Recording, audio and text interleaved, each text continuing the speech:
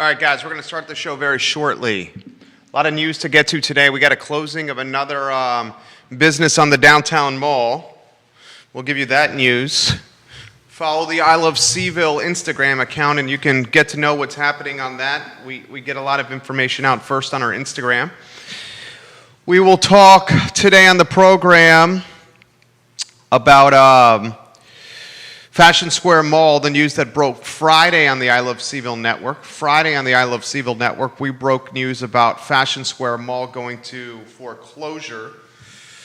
Auction on the steps of Albemarle Square on Friday at 1 o'clock.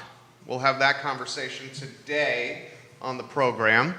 We'll talk about the statues from over the weekend. Saturday was a busy day for local government with a lot of the statues piecing out of this community. We'll talk about those statues, and can Charlottesville start to heal now?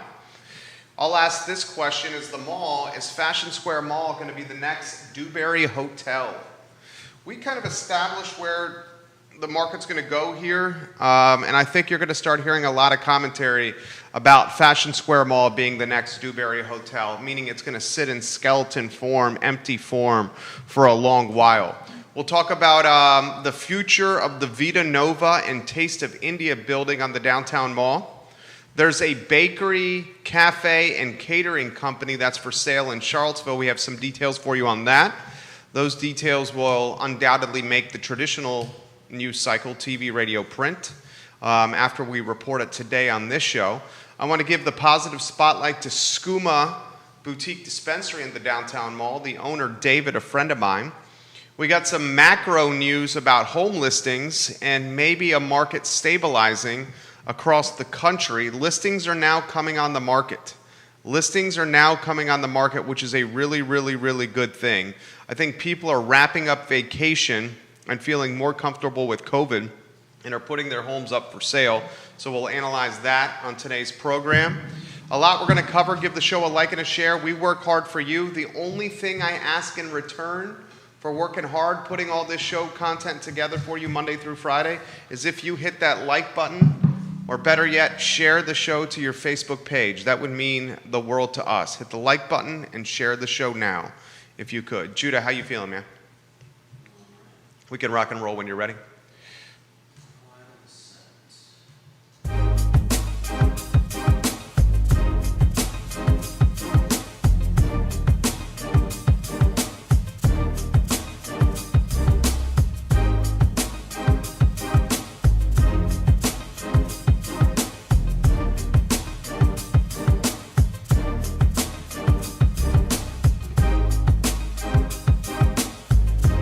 Good Monday afternoon, guys. My name is Jerry Miller, and welcome to the I Love Cville show. Thank you for joining us. We are live in Charlottesville, across Albemarle County, Central Virginia, the Commonwealth, the country, and the world on the I Love Cville network. We're presented by Scott Wagner of Scott Wagner Integrated Medicine. Dr. Wagner absolutely has your back. Scott Wagner Integrated Medicine and Ting Fiber Internet powers this network. A lot of news on today's program. We will lead with statue removal in Charlottesville on Saturday morning and afternoon. We're going to break some news on today's program. A restaurant on the downtown mall is now permanently closed. We will let you know the future of the building the restaurant is in and what we can expect for more closures on the downtown mall. Some are brewing. We're going to talk on today's program about a business that's for sale. There's a cafe, bakery, and catering company for sale. Now, you have to sign a non-disclosure agreement to find out which cafe, bakery, and catering company is for sale.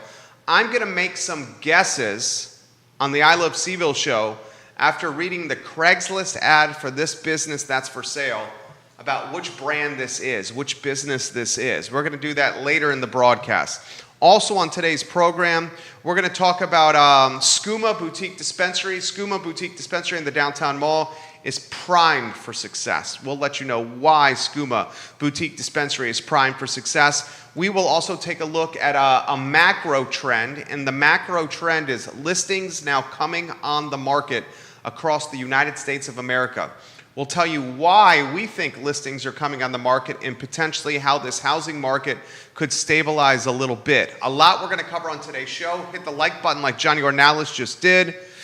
Skip Hudgens, hello, hello, hello, and welcome to the show. All right, guys, let's lead with the statue removal. The statue removal has been something that has been brewing in Charlottesville since before August 12th, 2017. We have had the discussion of taking statues out of parks in public places in the city of Charlottesville for 4 years now.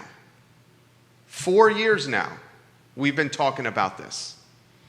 Initially, my mindset when talking about these statues, these monuments of war, initially my mindset was leave them up so we can learn from history. However, like many humans, my mind changed. I realized how divisive these statues were. I realized after listening to learn how much these statues hurt people in this community, including friends of mine. When I took myself out of the equation and I listened to people that I respect and I listened to learn, as opposed to listening to talk back, I realized that these statues not only hurt people, but they potentially continued this legacy of racism in this community. On Saturday, City of Charlottesville, in very quick and efficient manner, removed the statues, including the Lewis and Clark Sacagawea statue at the end of West Main. Now, there's so many in this community that say, hey, taking the statues down cannot change history. And there's so many in the community that say, hey, taking these statues down does not give the next generation a learning point about what happened in the past. And guess what? Those comments, I can respect. Those comments may even be applicable. However, it's up to us as leaders, it's up to us as a community to consider the community in totality. And when such a large portion of the city of Charlottesville explains in consistent fashion, and the conversation's been going on for 4 years now, that these statues hurt us to the heart and soul. These statues make us nostalgic of a time in the past that we're ready to forget. We have to listen to learn. We have to take ourselves out of the equation and listen to what other people are saying. And I think now, with statues being removed from the city itself can start to heal, find its identity, and move forward. With no statues in Market Street Park, aka Lee Park, we can make a strong argument that we're not going to have 8/12/2017 again in the city of Charlottesville. With statues removed from the courthouse and the Sacagawea Lewis and Clark statue removed from West Main, we can now turn the page and head forward into a new chapter for the city. This new chapter, we hope, is one of community, one of bringing people together, one of assessing issues like affordability and diversity, or their lack thereof. We're dotting the I's and crossing the T's on these monuments of war. In a few days, this very raw and real emotion will be behind us. And as we leave it behind us, we applaud ourselves on the back, and then we get to work on the next topic and the next issue. I think Charlottesville this weekend had a moment to galvanize and to start healing. And that's exactly what this is going to do for this community. Listen to learn. It took me a while to get to that point. Listening to learn as opposed to listening to talk back after someone's done speaking. And when you listen to learn and you hear so many folks in our African American community in the city and around Central Virginia explain how these monuments of war hurt them to the heart, to the soul, you listen to learn and say, how can we help and do better? Charlottesville this weekend took a big step to healing in finding its new identity as a community. Let me know your thoughts. Put them in the comment section. If you disagree with me, that's okay. If you agree with me, that's okay as well. Put your thoughts in the comment section and I will relay them on air.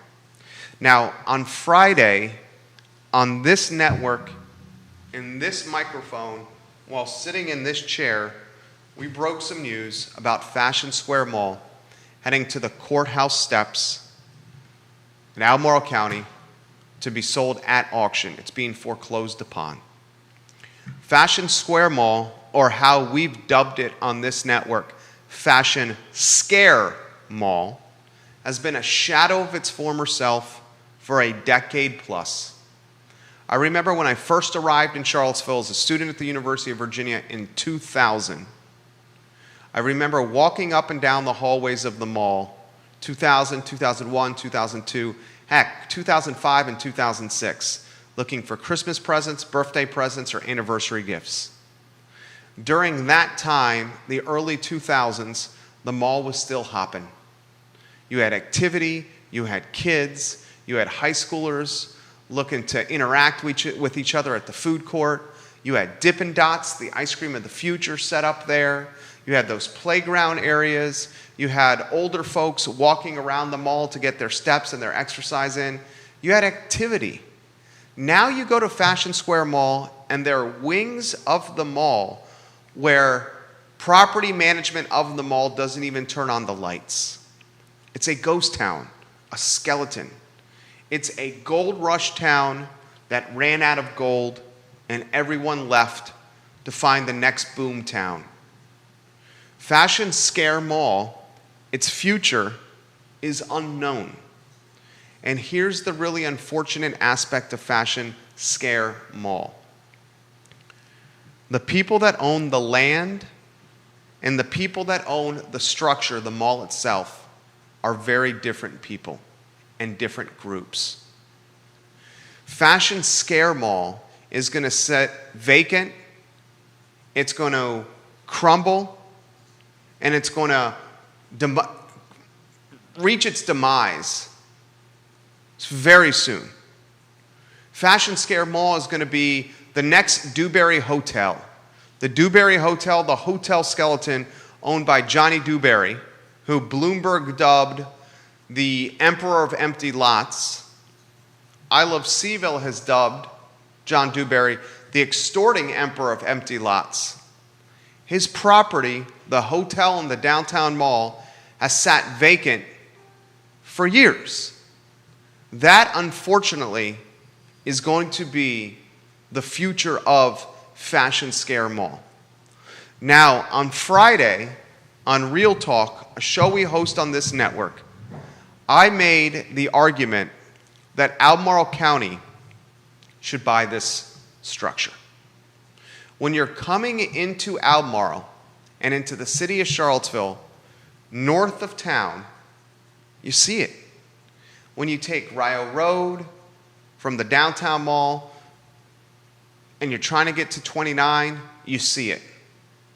This is arguably one of the most important pieces of real estate because of its visibility and because of the high traffic nature associated with that 29 corridor and where Fashion Scare Mall is located.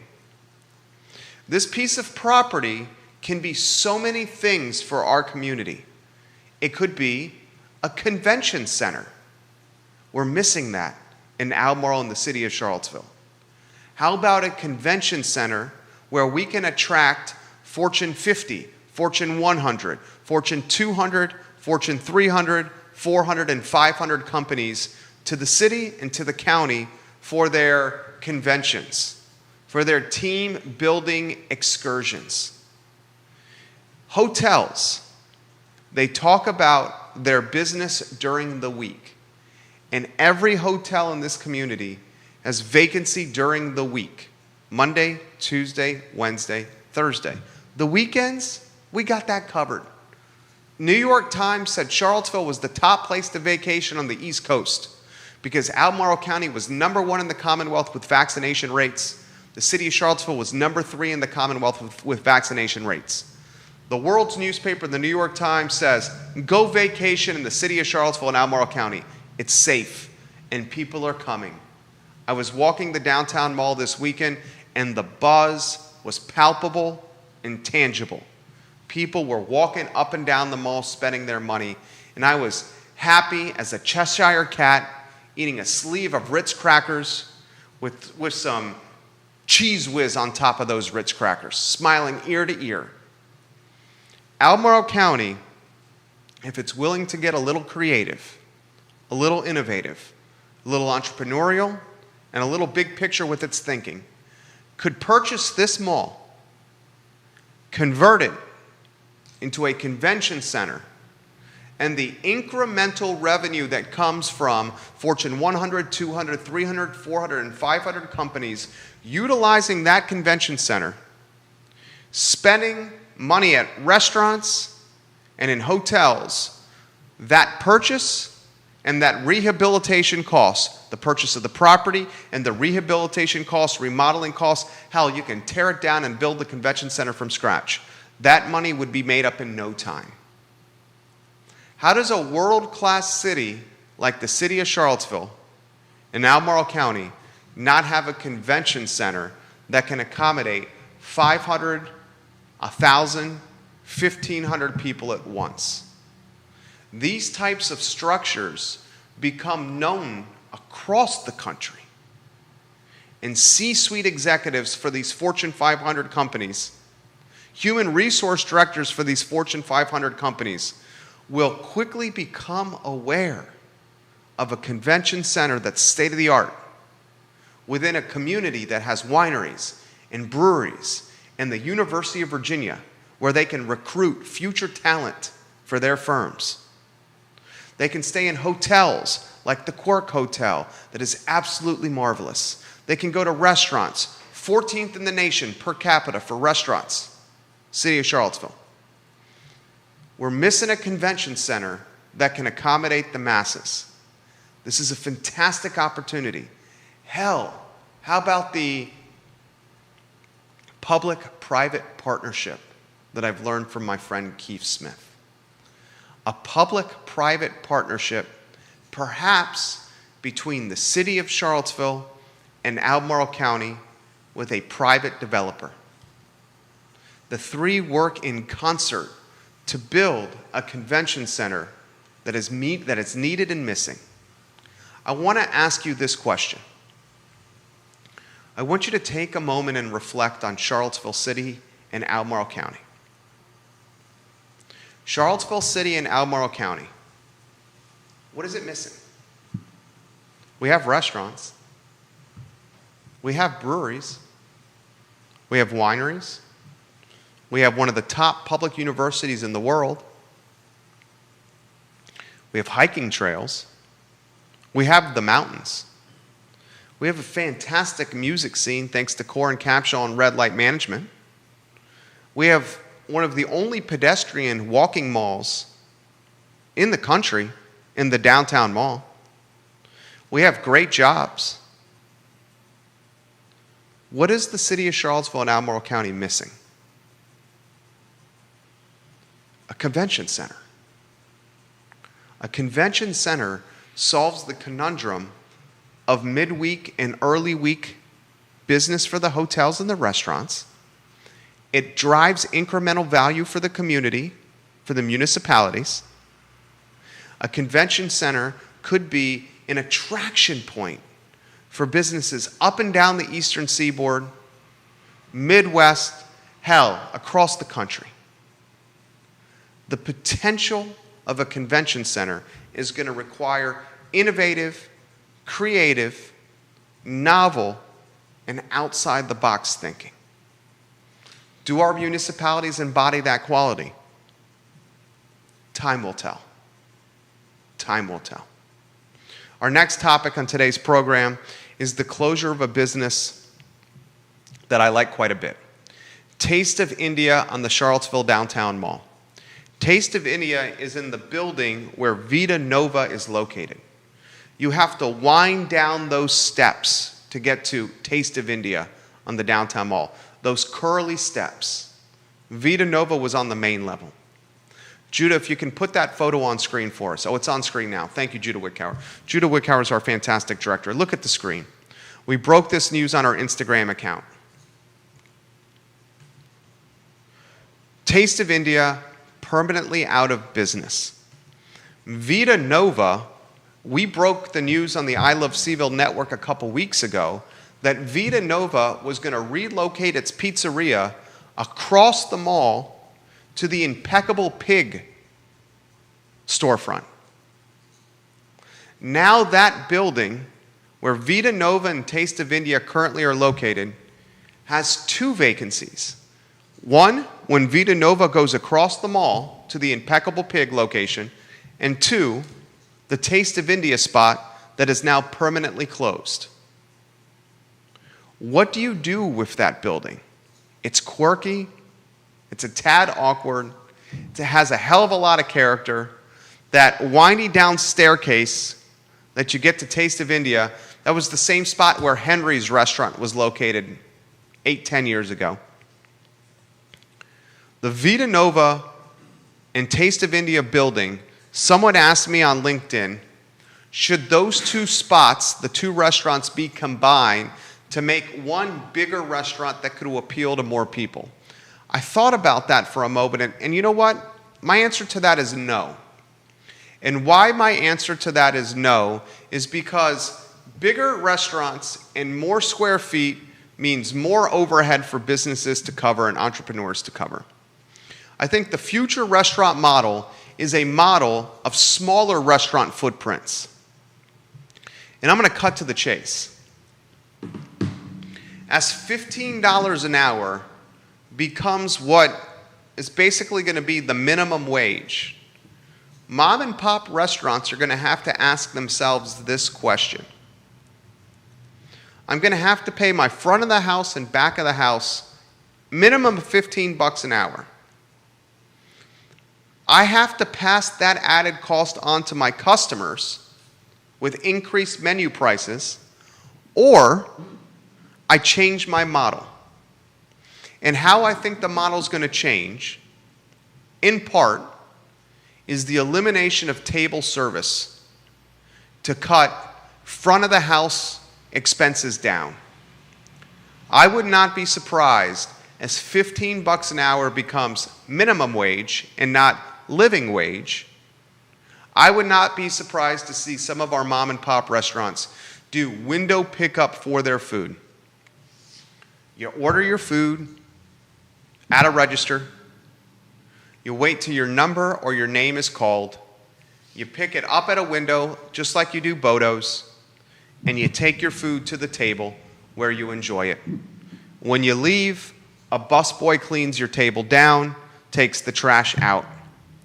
This concept eliminates overhead associated with staffing. There is a cause and effect with everything we do in life. I stay up late on a Sunday evening, have one too many bourbons. I'm not on my A game on Monday morning. My son stays up late on Thursday night because grandma and grandpa are in town. And instead of going to bed at 6:30, he stays up later in the evening. Well, guess what? My son's cranky the next day. And grandma and grandpa say, what happened to him today versus yesterday? Well, he lost a few hours of sleep. And for a few hours of sleep for a 3-year-old, that makes a big deal. Fuel prices are going up left and right. You see it, I feel it. You feel the pain, I feel the pain. As gasoline goes up, the cost of goods increases. That's groceries, that's cigarettes, that's beer and booze, that's food at restaurants. Hell, that's clothing at Marshall's and the treasure hunting experience. Everything has a cause and effect. Everything has a cause and effect.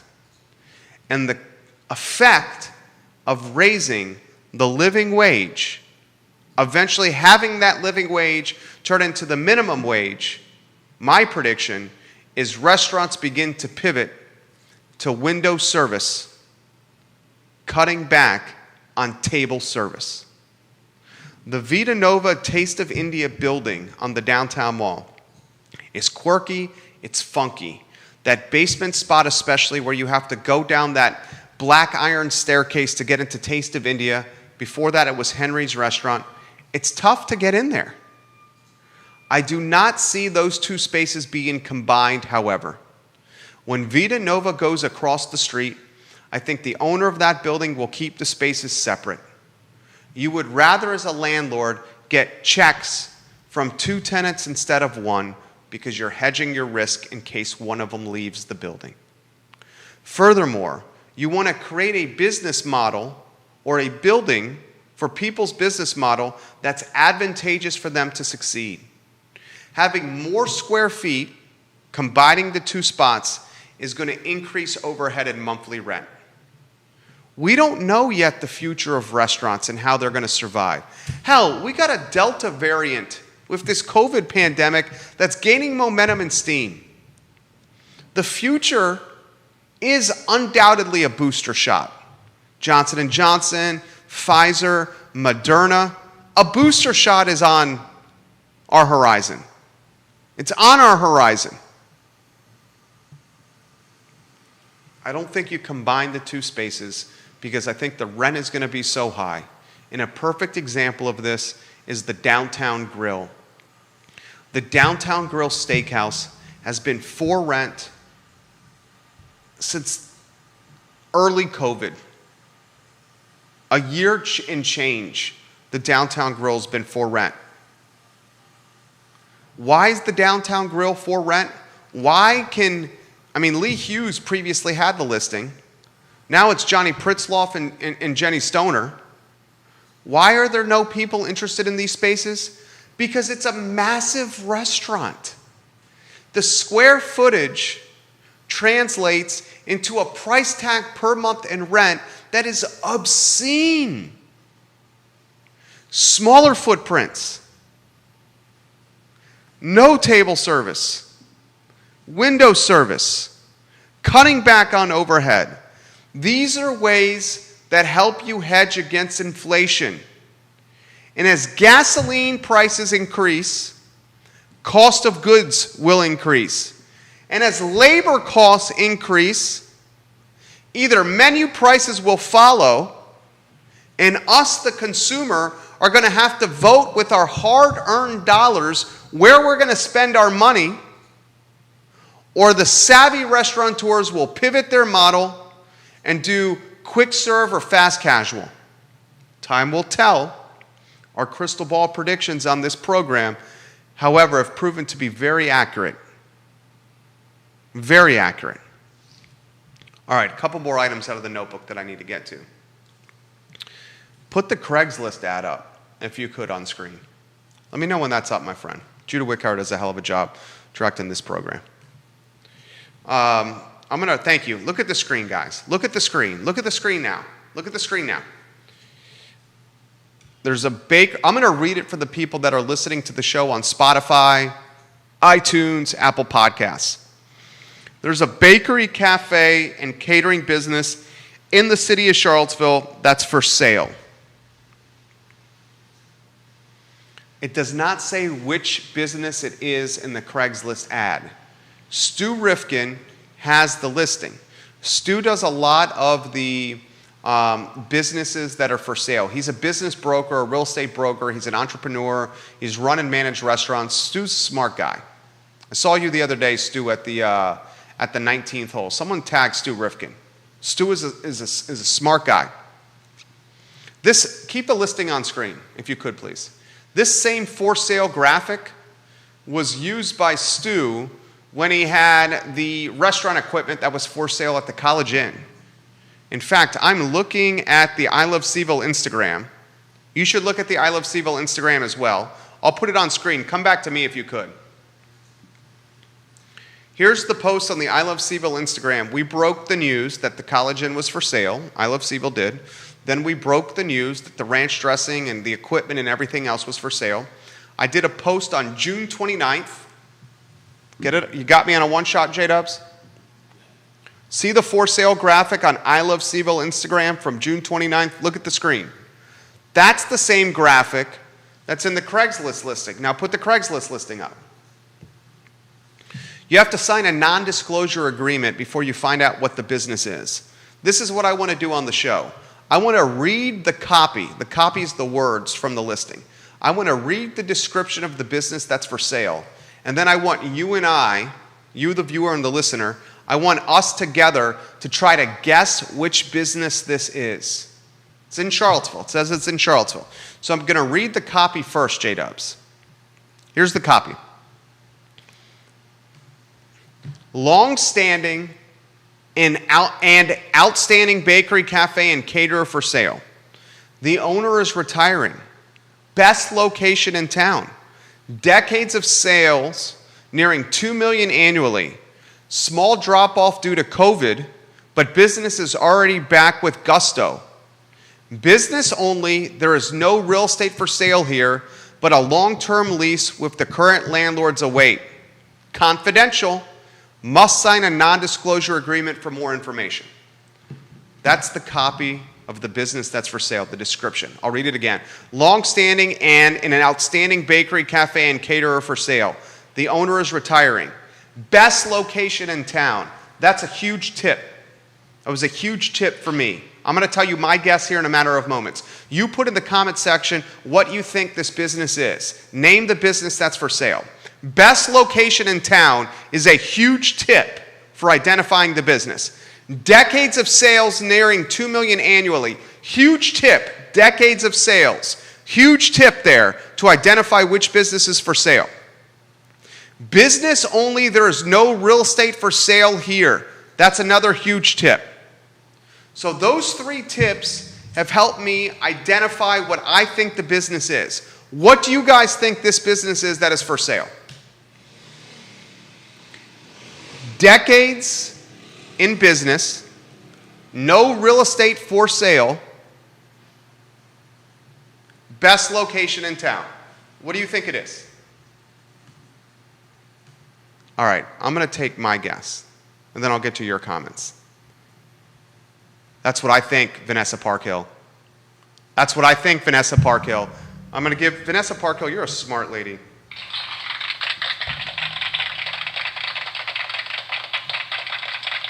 Aaron King, what do you think it is? Do you think it's hotcakes? I think it's hotcakes. I think it's hotcakes for sale. I don't know. I'm strictly guessing. I texted Stu today. Stu's a friend. I see Stu around the neighborhood. Stu is a friend. He said I could not say what it is without a signed NDA. And I said, Stu, is it hotcakes? Am I on the right track? He says, I can't say anything without a signed NDA. I texted him right before the show. I think it's hotcakes. I think it's hotcakes.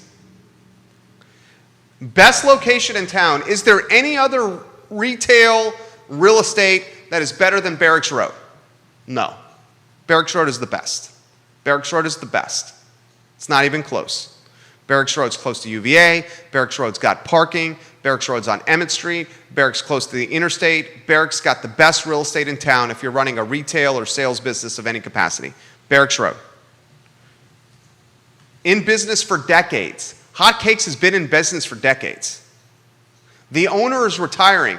The owner of Hotcakes is no spring chicken. Not a young man anymore. No spring chicken. I remember studying at Hotcakes while a student at the University of Virginia. Hell, that was close to 20 years ago. I think it's Hotcakes. Best location in town is Barracks Road. Decades of sales. Hotcakes has had decades of sales. $2 million annually. Hotcakes crushes it.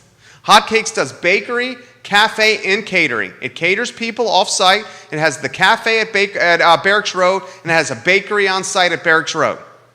Okay? No real estate for sale. Of course you're not buying the real estate. Federal Realty owns it, a publicly traded company in Barracks Road. I think this business that is for sale is Hotcakes. Prove me wrong. Someone prove me wrong. It's in the city of Charlottesville. It's in the city of Charlottesville. Aaron, what were you thinking? Aaron King's watching, Western Albemarle's finest alum. Aaron King, what do you think it is? Please put it in the feed, Aaron King. You know I trust your judgment, Aaron King, especially when it comes to business and food and restaurants. What do you think it is, EK, if it's not Hotcakes? Do you think it's Hotcakes, EK? I wouldn't think it's... What do you think it is, EK? I'm curious of what Aaron King thinks. I think it's Hotcakes that's for sale. Here's the tough aspect of this. Barracks Road Shopping Center is expensive. Barracks Road Shopping Center is slowly becoming a big brand corporation shopping center. What local businesses can you rattle off in Barracks Road Shopping Center? The Virginia Shop, the Happy Cook. I can rattle those off. What else is local in Barracks Road Shopping Center, Judah? That's local, locally owned. I'm going to the directory now. I'm not talking Barracks North. I'm talking the main shopping center, okay? The main shopping center. What else is local? I'm going to the directory right now. I just Googled the directory. Greenberries. Greenberries is local. God, I should have said Greenberries. Love you guys, Greenberries. Greenberries is local. Hotcakes, Greenberries. What else is local in the main area? The main area. Taratai is local. Taratai. First Watch is a chain. Appreciate that perspective, though. First Watch is a chain. Still not bad, Judah Wickhauer. What else is local? I guess where I'm going with this is Barracks proper is very much heading the way of Stonefield.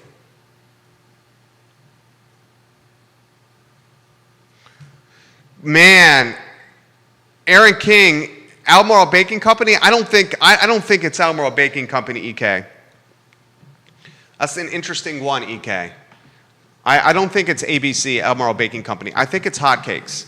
And why I do not think it's Albemarle Baking Company is because Stu Rifkin used the language, best location in town. Best location in town.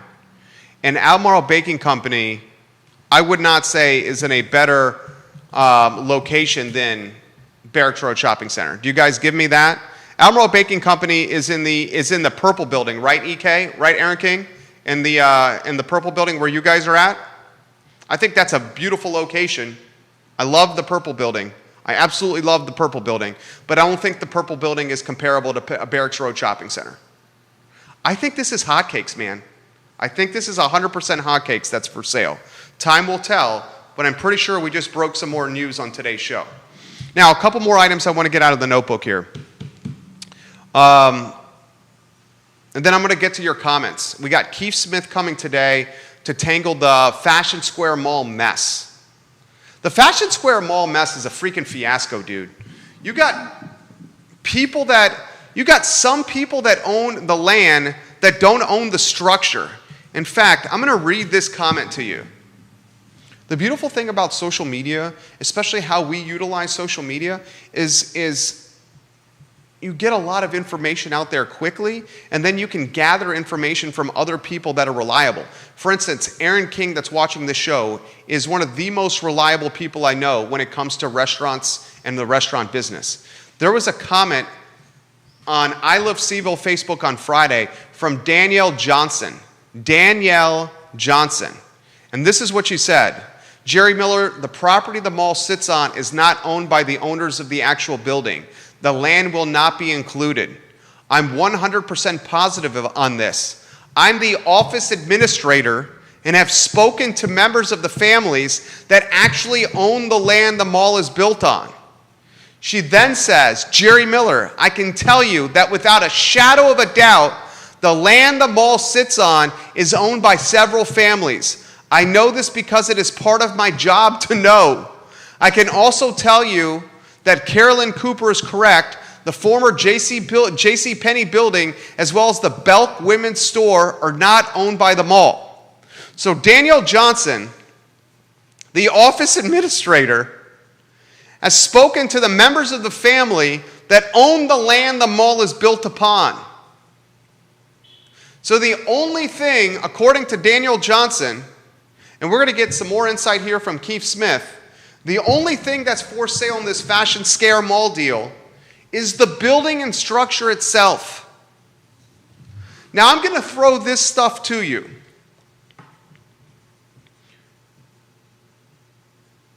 Who in their right mind that is a private citizen or a business would buy the structure that's old and crumbling and falling apart and situated for something of the past, a mall, when they don't own the dirt as well?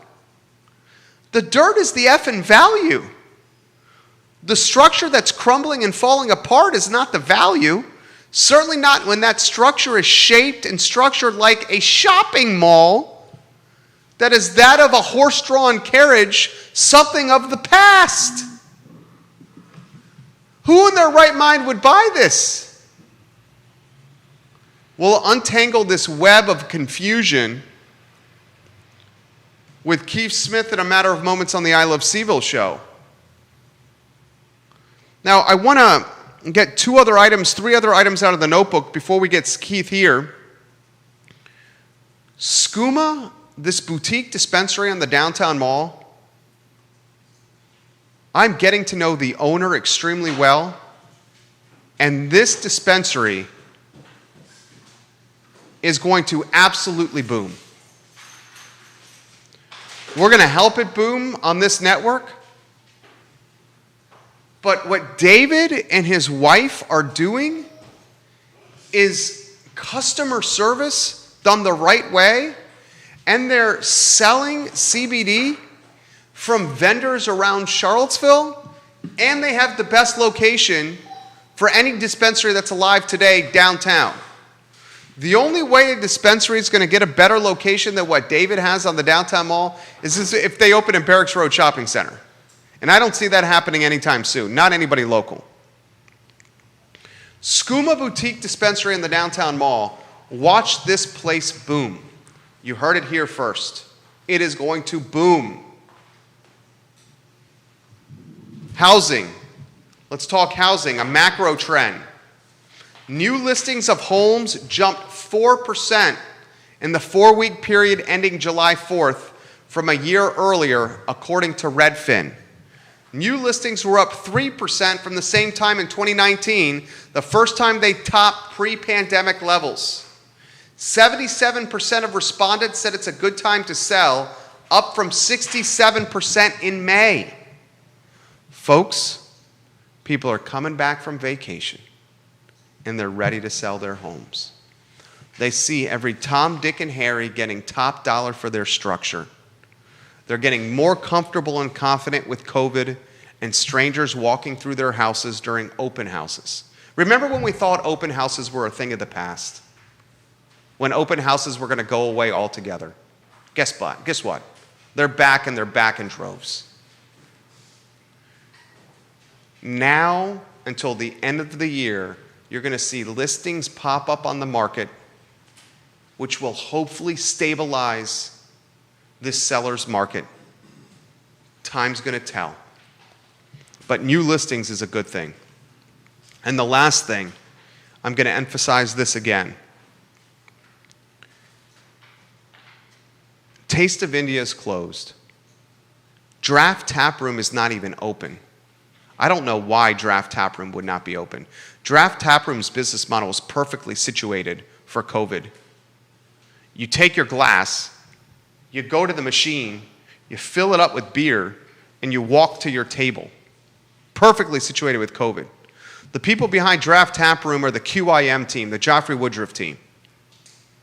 Draft Tap Room has been closed throughout the pandemic, despite being perfectly situated for this.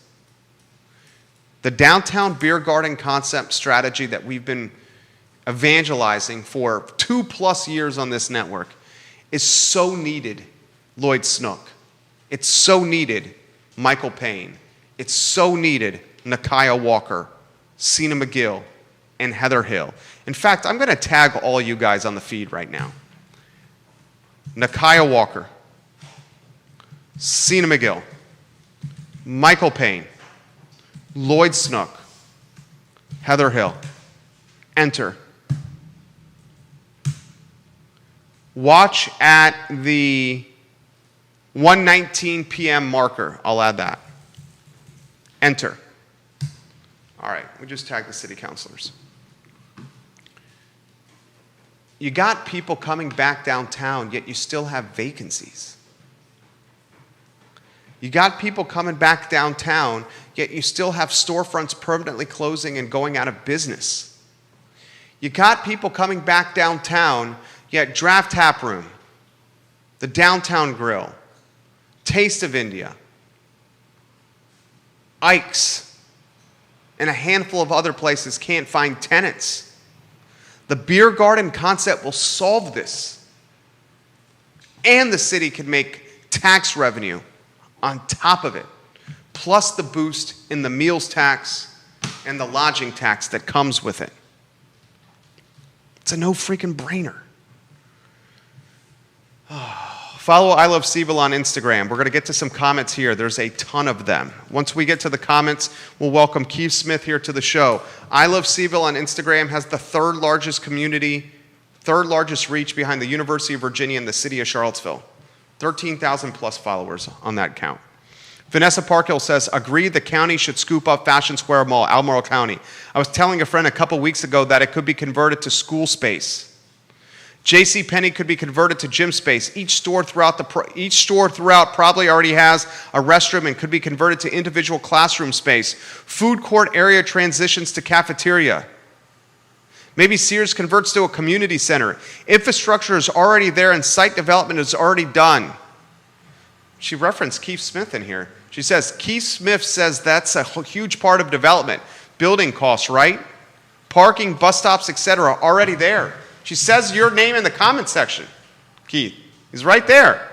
We're going to talk about that with Smith in T-minus 45 seconds. Daily Progress, CBS 19 and NBC 29, welcome to the show. Johnny Ornalis says, when Bricks closed, they were paying over $20,000 a month. Bricks Pizza. Bricks Pizza was paying $28K a month. $28,000 a month. Now, they were paying $28K a month because it was an island. It was an island pad. It was not a pad in the shopping center. And it had street and signs frontage to Emmett Street. You could see it while driving by Barracks Road. He's right, though. Astronomical. Bill McChenzie says Rebecca's Natural Foods. I don't think it's Rebecca's. Rebecca's is not a caterer, nor is it a baker. Fud Guy says, sounds like hotcakes. I do think it's hotcakes, Fud Guy. I think it's hotcakes. I texted Stu. Time will tell. I texted Stu. All right, let's get our friend Keith Smith in the mix here. He's cooling down. We try to let you cool down a little bit there. Looking a little sweaty. It's a good thing you're wearing that shirt. That shirt's good for summer. The first time I've ever seen you in shorts over here. Good to see you. Come on in, my friend. I was going to make a comment, but I won't. Good to see you, pal. I mean, you're so on fire, I'm sweating, just sitting here listening to you. Well, you got comments already for you. Oh, really? Yeah. I mean, as anticipated. Good to see you too. I love every minute I spend with you, by the way. Same. I 100% agree with you. Sorry about Same that. with you. I enjoy spending time with you. You think it's hotcakes? It's hot. Yes, I'm hot. Yeah. Oh. Hold on. Let's give him a laugh here. Where's the laugh? Well, somebody told me, you really walk from your office to here at 90-degree weather? And I go, yeah. Do you? He sprints from his location. No, sprints a little. You ride the bike? No, I do not. You walk? No, but hats off to Matthew Gilligan. Gilligan. Is Gilligan? Gilligan. Gilligan. You gonna get one of those bikes? I'm looking at an electric bike. Electric this bike? This way I don't sweat when I come to see you when I walk from the office to here. Do you think it's hotcakes in Barracks? Yeah, and so I think the giveaway is the dine-in. Yeah. That's the giveaway. I think The cafe. Yeah, well, the cafe, right, which is dine-in, right, and that's I've been here for 3 decades or more, so that's been here as long as I've been here. So plus, it's just all the pieces of the puzzle fit on that. My original thought, as I was sprinting over, was Chandler's. But that's not in the city. Well, A, is not in the city, and B, doesn't have the dining. I just got hung up on the bakery part of it. They've been around just as long as Hotcakes has been around. Yeah. So should we start with the mall? Before you do that, Yeah. you're spot on, as you usually are. Thank you. I keep my market monitor, I do. Last 3 days, 32 homes came on the market, 24 went into pending. Last 3 days. Last 3 days, 32 went on the market. 24 homes in our area went into under contract. Correct. That's just the whole car footprint. Okay. And it doesn't break down new construction revenue. This is just big picture Dude, stuff. that's the first time in a long time that's been that way. It's been the first time in a long time. It's good. The market is starting to balance. That's what we want. First time in a long time, what we mean by that is more homes coming on the market than homes went under contract. I've been tracking this daily since COVID, And when's the last time that's ever been? pre-COVID. Well, that's huge. Last time I seen it. That doesn't mean it didn't happen, that I might have missed it. Yeah, but you're pretty, I'm pretty on top of it. Yeah. This is the first thing. I have a cup of coffee. This is the first thing I check. the first time since COVID? That's my understanding. That's what I have looked at. It's the first time it's going. So it's starting to balance, right? So if you looked at it just on Sunday, excuse me, if you looked at it just this morning Yeah. and didn't do the last 3 days, it's the reverse. There's actually a bunch. So what's happening is houses are going on the market on Thursday, Friday, Saturday, and Sunday. They start coming off on Sunday and Monday, that kind of thing. But it's the market. We've been predicting this on Real Talk and on I Love Charlottesville for quite some time. Yeah. It's starting to balance out, which is a good thing.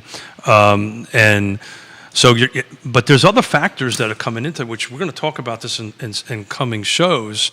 We're having to delay closings because we can't get movers. We're having to delay closings because we can't get qualified mechanics to come in. That's why I'm so in love with Interstate Service. Yeah. It's a one-stop shop. You can go in and they can come in, take care of everything. But to get an electrician to show up to fix one receptacle, it's weeks and weeks out. That's nuts. So you're starting to see this. I'll tell you, a handyman, someone who wanted to be like, they would kill it. Oh yeah, sure.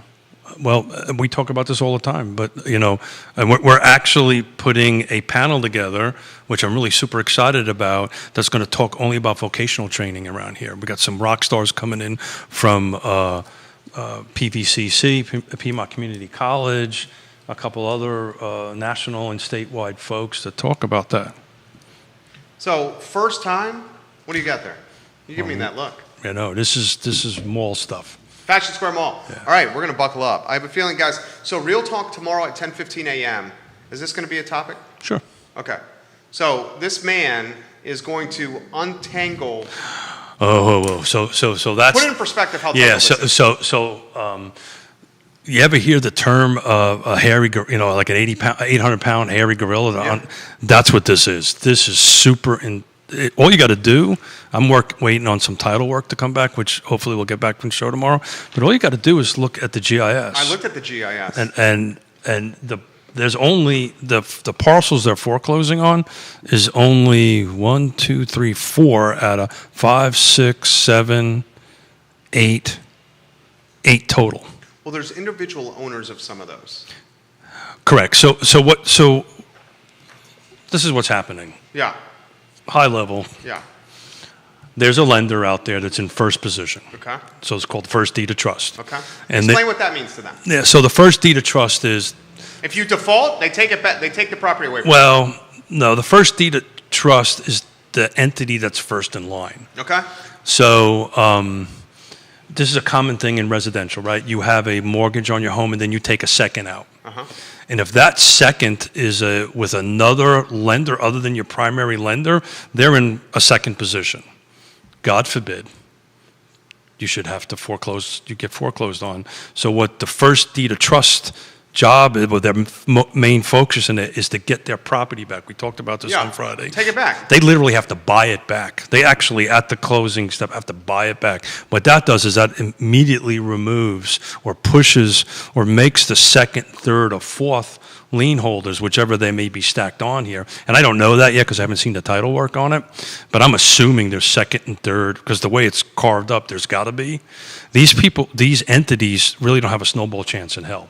So if you remember back in the foreclosure crisis, that was the big problem, right? So the primary lien holder, the first lien holder, had the first position. They'd foreclose on the house and then sell it to Jerry, and then everybody downstream lost That's out. rude. Lost out. Yeah. Well, what they would do is they'd end up trying to sue you. Then you file bankruptcy. Then it goes away. So this is, in my opinion, and I called it on Friday when we spitballing this as it was breaking live. This is, this in my opinion is just that. This is this first lien holder trying to get their asset back, and then they got to unravel a 50-year land lease. And I don't know where we're at in that 50-year land lease. If it's 50 years, it has to be recorded. So I'm in the process of trying to dig that up, and I'm calling in some favors from folks to try to get some. So does that mean what is being auctioned on Friday Yeah. is strictly It's just a step. 50-year lease? No. So that's what I have to dig up. Whatever these parcel numbers are, right? It's probably the physical structure that's sitting on top of that. Not the land. We don't know. I know the land has a 50-year land lease on it. So let's talk about what a 50-year land lease looks like. So you can do that, and that becomes a, you can like build on it. It becomes a commodity, just like a regular, like if you were to go out and buy something. Usually they're about 90 years, by the way. Okay. So what you need to do is you need to figure out where you're at in this 50-year land lease. Okay. Obviously, the longer the term, the better for you. If you have a 50-year land lease and there's a couple years left, this doesn't have a lot of opportunity for you. That's exactly right. So as you know, I know folks in the space, and everybody local that I know won't touch this with a 10-foot pole. The Fashion Square Mall. Yeah, they won't touch it. Okay. UVA won't touch it. Right. Albemarle County won't touch it. You don't think Albemarle would touch it? No, because you can't untangle it. That's the problem. So is it just going to stay John Dewberry Hotel vacant? Well, it's either that, and then the other component in it is you have to figure out how long the leases are left on it, right? And is there enough money coming in to meet some sort of note? But what this first lien holder is trying to do is make everybody else go away as best as they can, so that it's only them, right? So they're trying to get their asset back is the term that they're going to use. And then they might look at the leases and go, okay, the half a dozen stores or whatever is there that are paying. I don't know. I'm just pulling numbers. Yeah, it's not many. Off the top of my head. If there's enough money to come in here to pay the taxes and pay whatever minimal expenses are, they're just going to leave it alone. The problem with that 50-year lease is, and you called it earlier, is how do you separate the two?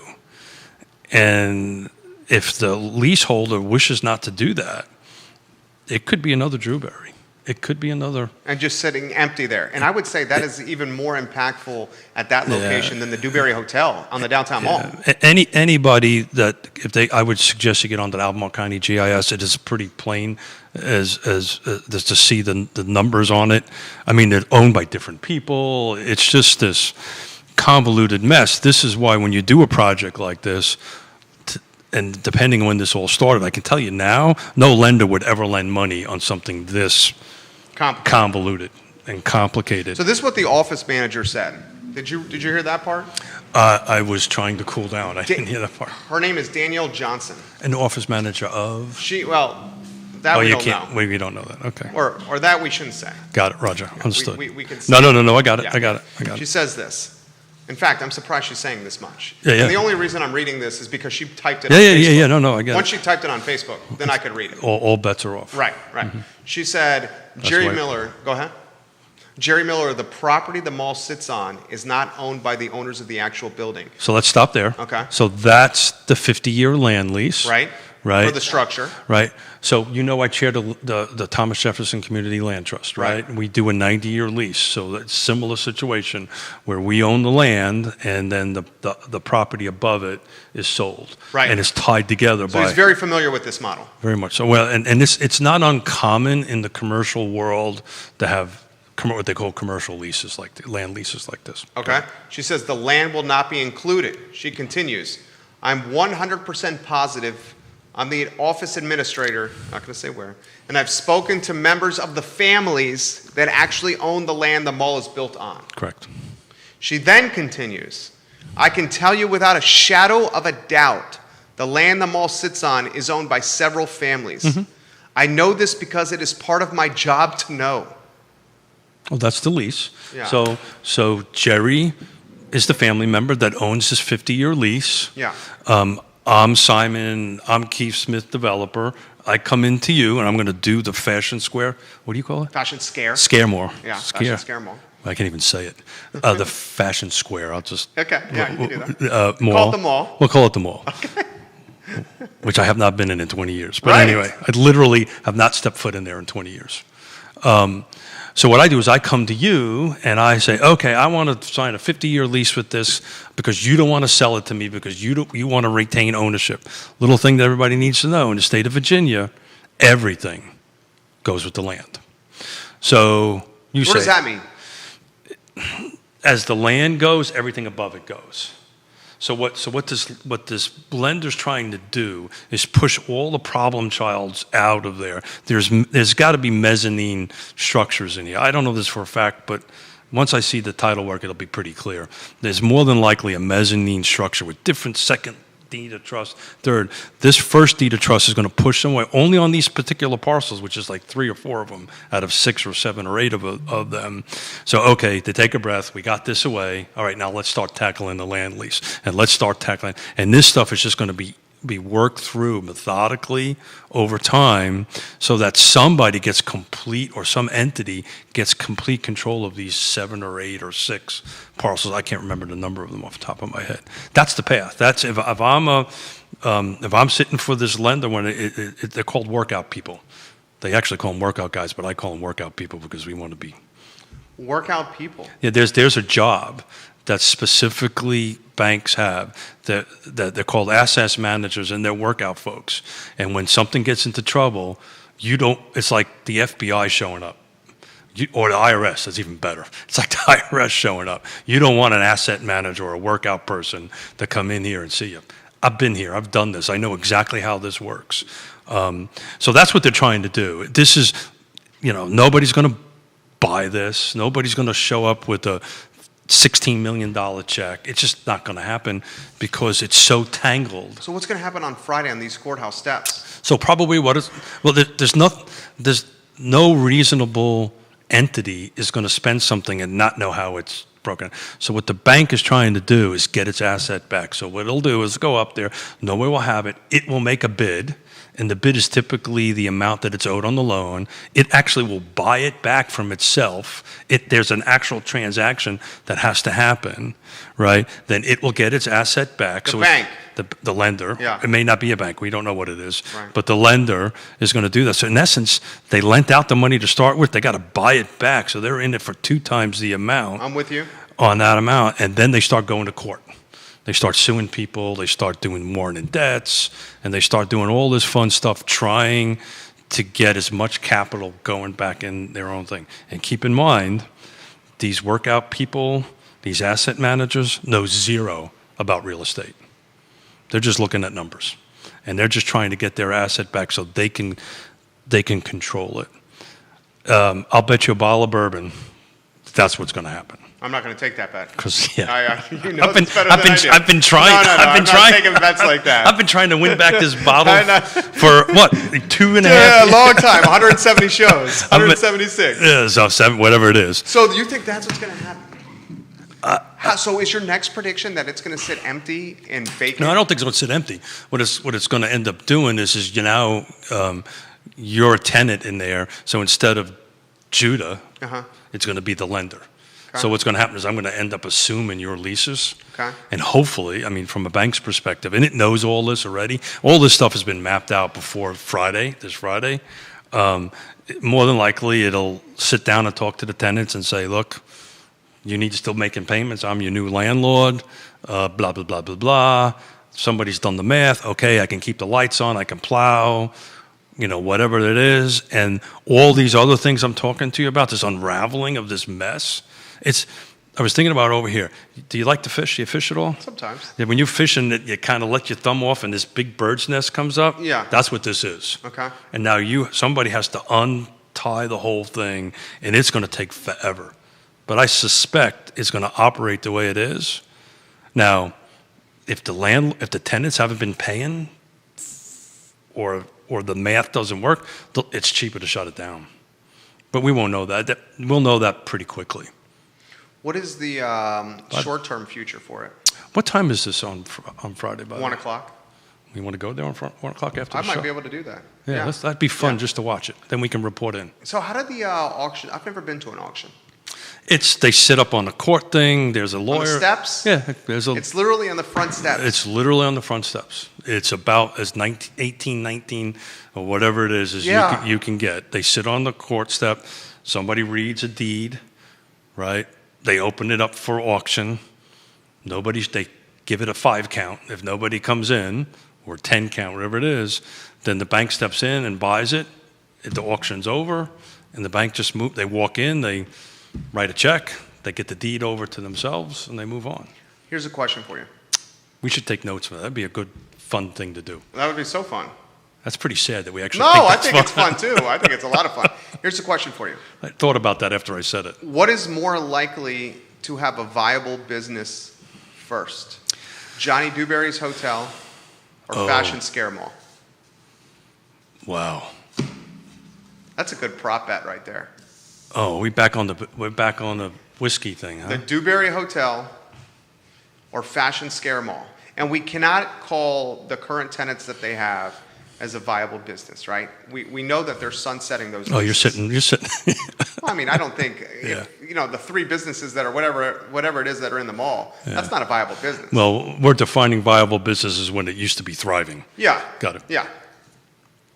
Which one comes to market first with a viable business? Dewberry Hotel or Fashion Scare Mall? That's interesting, because Dewberry has some interesting issues that are starting to happen with it. I had a meeting with You're talking about the structural. You're saying it's been so exposed to the elements that it could be getting to the point of being a tear. I had a structural engineer friend of mine that was looking at a home that we were doing a home inspection. They needed a structural engineer to look at it. And I said, "What do you think?" And so what happens with it's tension steel concrete. So within that concrete is all this rebar, right? And this tension keeps it together. And what happens is it starts rusting from the inside out. So the reason why you put a facade around a structure like that is to keep the water and the moisture from coming in there. So eventually, water will start eroding it. So if you go to Virginia Beach and you look at a concrete bulkhead, right? It starts eroding, right? Well, that's what water does to concrete and all that stuff. It erodes. So I wouldn't be surprised if there isn't somewhere along the lines. This is years and years and years, much more than we already been in the ground. So that's interesting. I think if we were going to bet, I'd probably take Fashion Square over that. Having a more viable business quicker than the Dewberry? Yeah, just for the hell of it. I think Wow. I'll take that just because I want to buy another bottle of bourbon. You really think that? No, I don't think that. I think it's the Dewberry. I think it's the Dewberry, but the caveat is, what are you going to do with it, right? So the reason nothing's happened with the Dewberry is it's all tied up in these lawsuits. Well, I mean, this is kind of his MO.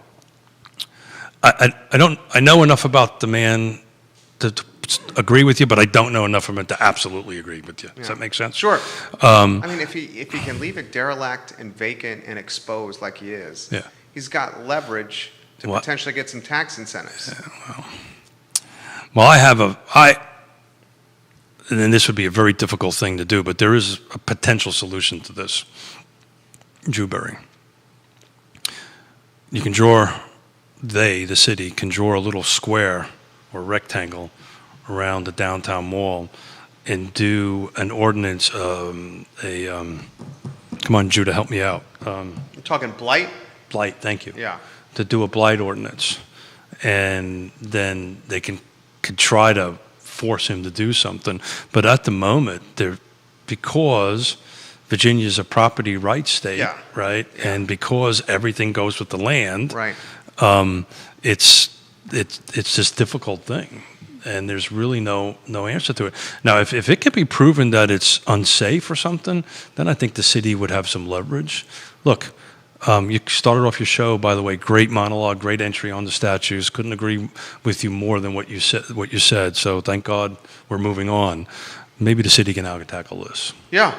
Now that have more, room in our brain to handle something else. Okay, here's another question. People don't see it any longer. That's the problem. Yeah. It's just like part of the skyscape. People don't see it. It's like if you live by overhead lines or a monopole or something, after a while you just don't see it. And I know I'm down here every day and or every other day or whatever, and I'm at the point that I don't see it any longer. I literally just walk right past it. Here's the next question I have for you, and then we'll get to some of these comments that are coming in for you. And I know we have the meeting. Is Emily here? Emily will be here, but Emily can wait. All right, here's the next one. Not to be dismissive to Emily, but she can wait. Because I love Emily. She does everything. Emily Funk is amazing. My We're rock having star. a meeting after this, and we're going to be mindful of her time. That's what we're saying. what we're saying. You just said it better than I did. The next question I have for you is, what is a more important, not more valuable, Fashion Square Mall on that property is clearly more valuable than the Dewberry Hotel. It's larger, it has more acreage. Yeah, I wouldn't disagree with that. Okay, what is a more important from a marketplace perception standpoint? Oh. Dewberry or Fashion Square Mall? Well, I think it's now Fashion Square Mall because, as we just said, nobody's seeing Dewberry anymore. Yeah. Right. So it's kind of, you have people. That's a good argument. I just had a meeting this morning from people from out of the state, right? And we had coffee on the downtown mall. Walked literally right past it. Nobody said, "Oh, what's going on with this?" Right. They just don't see it anymore. I was there. My parents were in town this weekend. We walked by it. Same thing. Didn't say anything. They didn't even bring it up. Yeah. So. These are 5 years ago? They come twice a year. Exactly this time right. They didn't even bring it up. 5 years ago, that would not have been the case. Yeah. That's a good argument. So I would say that it's just become part of everybody's psyche, just like the beautiful Paramount, right? This is just the opposite to that. People just walk past it and don't really pay attention to it. This comment from Vanessa, she says, infrastructure is already there and the site development is already done. Keith Smith says that's a huge part of development, building costs. We're talking about the mall now? Yeah. 100%. The problem is if you look at the GIS, so development 101. Okay. Control everything around you. Okay. So at the moment, if I have 7 parcels, 6 parcels, whatever the amount is, and we don't even acquire it because it's a land lease, we don't even own it, right? The very first rule that you have to do is to own the parcels. Okay.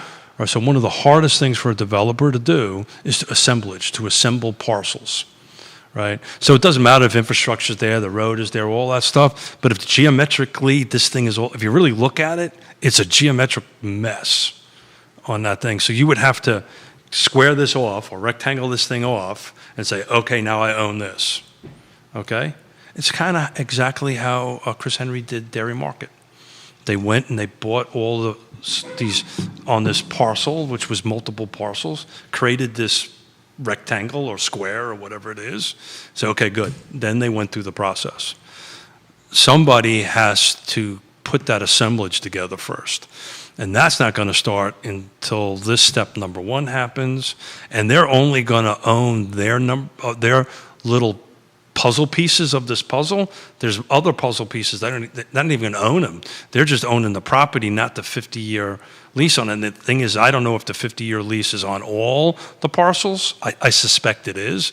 I think the whole family owns all these number of parcels that you and I look at as Fashion Square, right? There's, when you come off of Rio, is it Rio, right? It's Yeah. Rio 29, this rectangle thing from Sears and oh, come on, Smith. What's the restaurant chain? Red Robin? No, the seafood place. Red Lobster. Red Lobster. Okay. When you look at all that, you kind of think that's one big parcel, but it's not. It's all these multiple parcels. How about this one from Instagram? Jerry asked Keith about municipalities owning real estate. Yeah. He covered this on Friday's show. He's not a fan. It's watch the Friday yeah. show. Thank you, buddy. I'm impressed. I'm great. flattered. Yeah. I'm flattered, actually.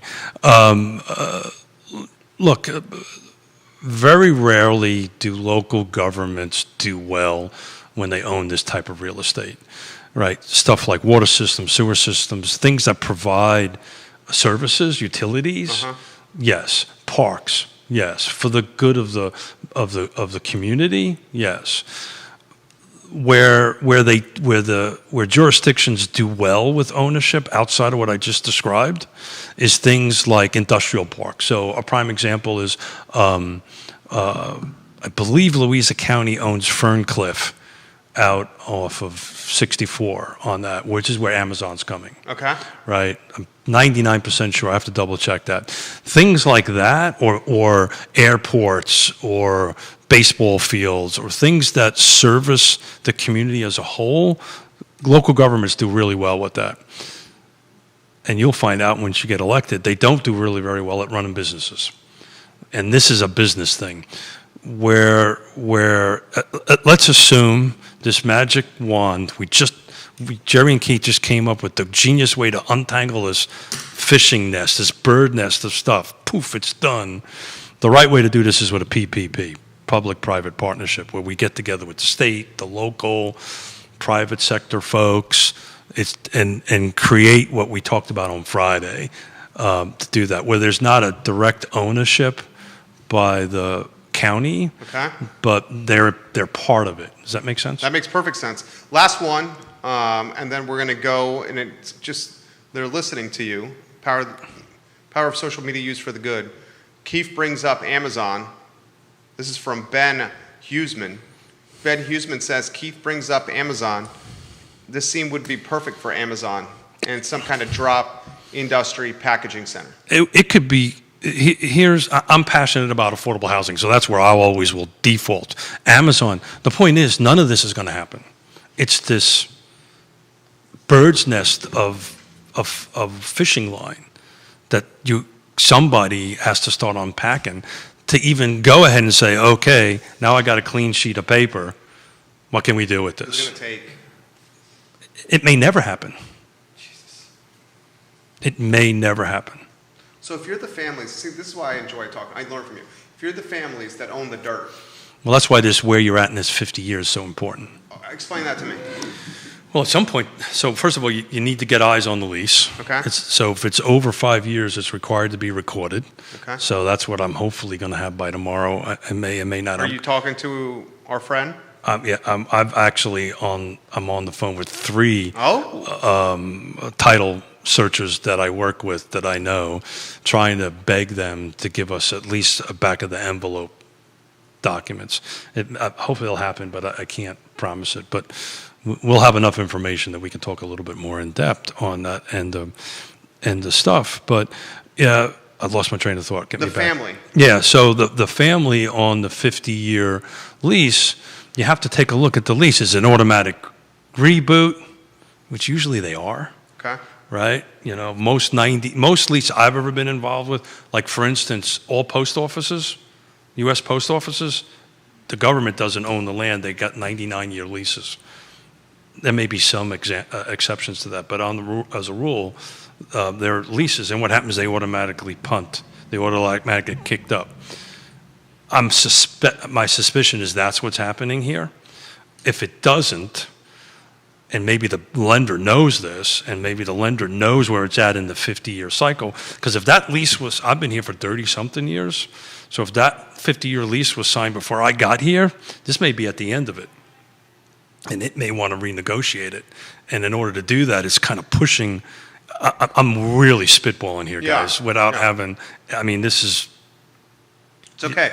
Get NBC 29 and CBS 19 watching you. Oh, and somebody's calling me. I know. It's, Oh, look at that! It's one of my is that- title searching. Should people. you answer that? No. Okay. No. We're gonna do that off air. I'm not going to do that on air. So, let's close on this. Are the families making any money now that own the dirt? Well, we don't know. We have to look at it. Okay. Right. We have to look at what the lease This is. is complicated. That's my point. The best way I could describe it is if you ever went fishing and you tossed and that thing went shoop. That's what this is. And it all has to be, you have to pick it apart, and you can't cut, you can't cheat and cut. You've got to literally pick this thing apart. And nobody, at least local anyway, is going to go through that brain damage. Literally, the people that I was talking to locally use that word. This is nothing but pure brain damage.